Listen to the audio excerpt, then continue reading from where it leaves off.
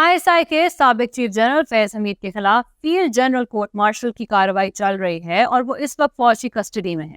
ایسے میں ہر خاص و عام کی زبانوں پر اور سوشل میڈیا کی دنیا میں ایک بار پھر سے جنرل فیض حمید لائم لائٹ میں آ چکے ہیں۔ تو کیا آپ جانتے ہیں کہ ان کی پکڑ کی وجہ بننے والا ٹاپ سٹی کیس اصل میں ہے کیا؟ جنرل فیض کو کتنے عرصے تک جیل ہو سکتی ہے؟ عمران خان 9 اپریل کی رات جنرل فیض حمید کو آرمی چیف بنوانے میں کیوں فیل ہو گئے تھے؟ جنرل فیض کے اپنے تمام گھر والے اور بھائی PTI میں کن پوزیشنز پر ہیں؟ کس نے دعویٰ کیا ہے کہ عمران خان کو گمراہ کرنے والا اور 9 مئی کے پلاٹ کا اصل ڈائریکٹر یہی جنرل فیض تھا؟ اور ہاں، ماضی قریب میں نواز شریف لندن میں بیٹھ کر جنرل فیض حمید کو کیسے تھریٹ کرتے رہے؟ سابق وزیر اعظم عمران خان کے قریبی ساتھی اور ان کے دور حکومت میں پاکستان کے most popular army general lieutenant general retired Faiz Hameed کا چکوال کے ایک چھوٹے سے گاؤں سے فوج کی انٹیلیجنس ایجنسی کے سربراہ اور پھر پاور کوریڈورز تک کا مکمل سفر آج کی ایکسکلوسیو ویڈیو میں آپ دوستوں کے ساتھ شیئر کیا جائے گا۔ آپ دیکھ رہے ہیں الیکشن باکس اور میں ہوں مناہل شیخ۔ میرے انسٹا اکاؤنٹ کا لنک آپ کو ڈسکرپشن میں مل جائے گا۔ So let's begin. ضلع چکوال کے ایک چھوٹے سے گاؤں لطیفال میں پیدا ہونے والے جنرل فیض حمید بنیادی طور پر ایک زمیندار گھرانے سے تعلق رکھتے ہیں۔ ان کا گاؤں چکری راولپنڈی سے کوئی 30-35 کلومیٹر کے فاصلے پر واقع ہے۔ فوج سے پاس آؤٹ ہونے کے بعد فیض حمید آرمی کی بلوچ ریجیمنٹ میں شامل ہوئے۔ 2015 میں جب وہ بریگیڈیئر ہوا کرتے تھے تو اس دوران وہ راولپنڈی کے corps commander lieutenant general Qamar Javed Bajwa کے ماتحت کام کرتے رہے۔ جولائی 2016 میں جب وہ پنواکل تعینات تھے تو ایسے میں ان کے بھائی چودھری سکندر کھیتوں میں کام کرتے ہوئے ٹریکٹر حادثے میں چل بسے۔ ایسے میں ان کے باس قمر جاوید باجوہ بھی فیض حمید کے گھر تعزیت کے لیے پہنچے تھے۔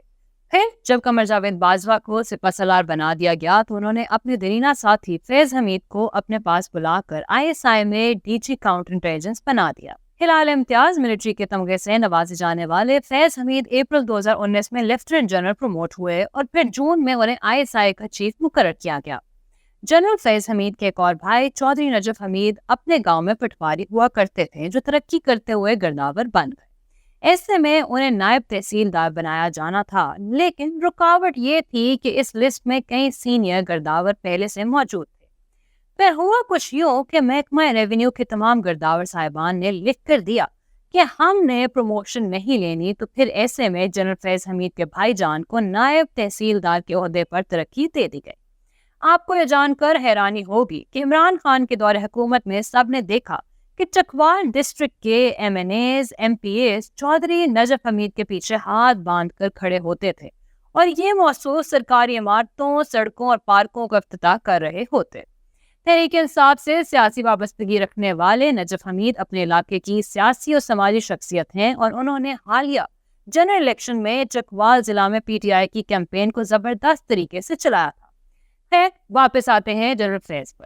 آپ کے علم میں ہوگا کہ جنرل قمر جاوید باجوہ کی ریٹائرمنٹ کے موقع پر نئے آرمی چیف کی پوسٹ کے لیے سینئر جرنیلوں کی دستیاب لسٹ میں جنرل فیض کا 5واں نمبر آتا ہے۔ کئی غیر ملکی جریدوں میں ایسی کہانیاں لکھی جاتی رہی ہیں کہ عمران خان نے اپنے اقتدار کی آخری رات 9 اپریل کو لیفٹیننٹ جنرل فیض حمید کو نیا آرمی چیف بنانے کی کوشش کی تھی، جو وزارت دفاع نے ناکام بنا دی۔ اور پھر جب عمران خان کو کرسی اقتدار سے اتار دیا گیا تب سے مسٹر کپتان نیوٹرلز کے خلاف ہو گئے، جبکہ ان کے ساتھی جنرل فیض حمید کو پشاور اور پھر بعد میں کور کمانڈر بھاولپور کی ذمہ داریاں دے دی گئیں۔ پاکستان کے نامور صحافی حامد میر نے امریکی میڈیا سے بات کرتے ہوئے جنرل فیض حمید اور جنرل باجوہ کے حوالے سے انکشافات کیے ہیں۔ حامد میر کے مطابق جنرل فیض کی گرفتاری کی ایک وجہ یہ ہے کہ وہ اپنی ریٹائرمنٹ کے بعد بھی ایسی ایکٹیویٹیز کرتے دکھائی دے رہے تھے جو آرمی ڈسپلن کی کھلم کھلا خلاف ورزی تھی۔ حامد میر بتاتے ہیں کہ ISI کے سربراہ ہوتے ہوئے اور بعد ازاں پشاور کور کمانڈر کی حیثیت سے جنرل فیض جو کچھ کرتے رہے ان پر تو باقاعدہ ایک کتاب لکھی جا سکتی ہے۔ جنرل فیض کی گرفتاری کا سب سے بڑا فائدہ عمران خان اور تحریک انصاف کو ہوگا، کیونکہ یہی بندہ سب کو ماموں بنائے جا رہا تھا۔ 9 مئی کے واقعات میں تحریک انصاف کو گمراہ کرنے والا اصل بندہ یہی فیض حمید تھا، جس کے پختہ ثبوت ملٹری اسٹیبلشمنٹ کے پاس ہے۔ نومبر 2022 میں جنرل فیض پشاور میں کور کمانڈر تھے، ایسے میں وہ خود آرمی چیف بننا چاہتے تھے۔ وہ تب کے وزیر اعظم شہباز شریف اور ان کے بڑے بھائی میاں نواز شریف سے لندن جا کر ملنے کے لیے بھی کوشش کرتے رہے، لیکن انہیں کسی نے گرین سگنل نہیں دیا۔ وہ یہ سب کچھ خاموشی سے کرتے رہے اور اپنے باس جنرل باجوہ سے کہتے کہ میں تو آپ کی بطور آرمی چیف مدت ملازمت میں توسیع کے لیے لابینگ کر رہا ہوں۔ حامد میر کی مان کر چلیں تو جنرل فیض حمید ڈبل گیم کے ماسٹر مائنڈ ہیں۔ ایک طرف تو عمران خان کی آنکھوں کا تارا بنے ہوئے تھے تو دوسری طرف وہ شہباز شریف سے بھی راؤ رسم بڑھا کر خود سے پسلار بننا چاہتے تھے۔ کپتان سمجھتا رہا کہ جنرل فیض ہمارا آدمی ہے، جبکہ جنرل فیض شہباز شریف کو یقین دلانے میں لگے تھے کہ میں آپ کا آدمی ہوں۔ جب نواز شریف اور میاں شہباز شریف کی طرف سے جنرل فیض کو ایبسلیوٹلی ناٹ بول دیا گیا تو اس کے بعد سے انہوں نے اپنی توپوں کا رخ نئے army chief general Syed Asim Munir کی طرف کر لیا۔ انہوں نے عمران خان اور تحریک انصاف کو جنرل عاصم منیر کے خلاف استعمال کرنے کی بھرپور کوشش کی۔ دوستوں، یہاں پر میں آپ کو ٹاپ سٹی کیس کے حوالے سے بریف کرتی چلوں۔ ٹاپ سٹی ہاؤسنگ سوسائٹی کے مالک کی جانب سے عدالت میں جنرل فیض حمید کے خلاف درخواست دی گئی۔ موقف یہ اپنایا گیا کہ 12 مئی 2017 کو جنرل فیض حمید کی ایما پر خفیہ ادارے کے حکام نے ہمارے آفس اور گھر پر چھاپا مارا۔ چھاپے کے دوران فوجی اہلکار ہمارے گھر سے 400 تولے سونا، ہیرے اور کئی قیمتی اشیاء سمیت 4 کروڑ روپے تک لے گئے۔ اس دوران ان کی فیملی پر تشدد بھی کیا گیا اور ٹاپ سٹی کے مالک کو اغوا کر لیا گیا، جس کے غم میں ان کے سسر انتقال کر گئے۔ بعد ازاں ان پر فیض حمید کی طرف سے یہ دباؤ ڈالا گیا کہ صلح کر لی جائے۔ آج کی بات کریں تو جنرل فیض حمید پر فوج کے اندر فیلڈ جنرل کورٹ مارشل کی کارروائی شروع کر دی گئی ہے۔ اگر تو ان پر یہ الزامات ثابت ہوتے ہیں تو ایسے میں انہیں 8-10 سال قید ہو سکتی ہے۔ جنرل فیض پر پاکستان میں پولیٹیکل انجینئرنگ کے الزامات تو معمول کی بات ہیں، لیکن اس کے ساتھ ساتھ ان پر عالمی سطح پر لابینگ کرنے کے الزام بھی لگتے رہتے ہیں۔ بتایا جاتا ہے کہ جنرل فیض حمید کے کابل پہنچنے کے بعد 3 دن کے اندر پورے افغانستان سے امریکی فوجیوں کا انخلا ہو گیا اور طالبان نے اپنا کنٹرول سنبھال لیا۔ لیفٹیننٹ جنرل فیض حمید افغانستان کے دارالحکومت کابل پہنچنے کے بعد سرینا ہوٹل میں چائے کا کپ اٹھائے نظر آئے تو دیکھتے ہی دیکھتے یہ فوٹو سوشل میڈیا پر ٹاپ ٹرینڈ بن گئی۔